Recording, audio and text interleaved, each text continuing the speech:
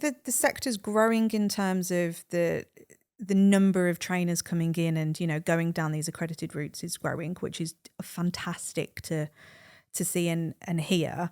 I think the vibes we kind of get on the ground is, whether it's in that first year, whether it's in the first 3 years, but there seems to be a point, again, massive generalisation across the industry, that trainers and well, actually, I was talking to somebody the other day and the thought process was behaviourists struggle more than trainers.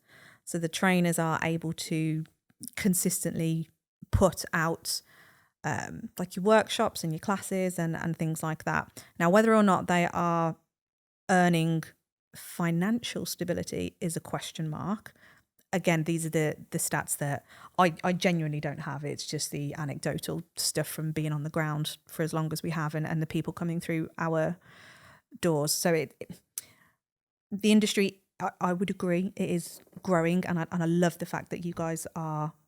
I love the fact that you guys actually pair up with the ABTC as well, because that was one of the big reasons that I wanted to put my staff members through your course. It was an important thing for me. And when I was going down my CAB journey, I actually I had to pay with you guys to do what was it? It was like an online assessment, like a 90-minute quiz or something. And then I decided that I didn't want to do the CAB in the end, after I've just spent 3 years at university, but hey ho. So I'm aware of all of that. But yeah, it's this feeling that, do I want to go as far as to say people are struggling? They are struggling. Yeah.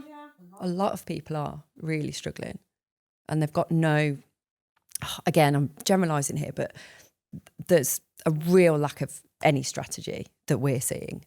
People are just stabbing around in the dark, trying to do what they can do best.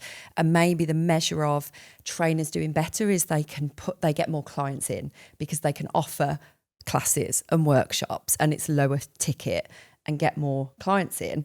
But does that equate to more money? Like you said, financial. Behaviourists generally charge more, so therefore that's going to be a harder sell if you don't know the strategy around the value behind it, and they haven't got the marketing skills and the sales skills and all the other skills that we teach within our programs. So I guess it's and I don't want to say failing, but there's an element of failing somewhere, because we're almost like mopping up the aftermath of a lot of it.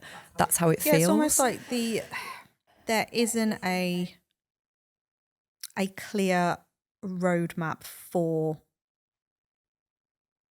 the industry to follow. And I don't think it's necessarily specific to the dog industry either. I think this is across the board in every industry. Every business like whether you want to go and be a hairdresser and open up a salon, it's unlikely, or I imagine it'd be very similar. Like ducking and diving to try and see you through all these. I know, I can't see. I imagine it'd be very similar in that you will go and get your hairdressing qualification, accreditation, learn the practical skills, and then if you want to then try and develop that into a business, you go and do that separately.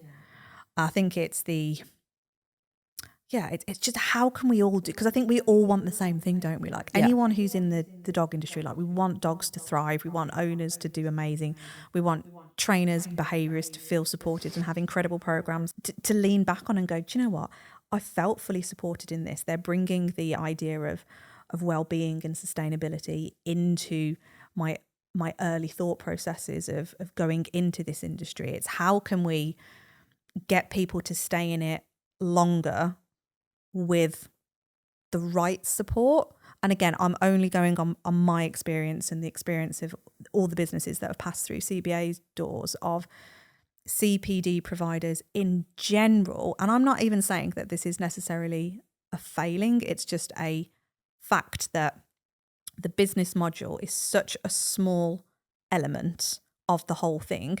And in some respects, quite rightly so. Like, people are going to CPD providers for the dog knowledge.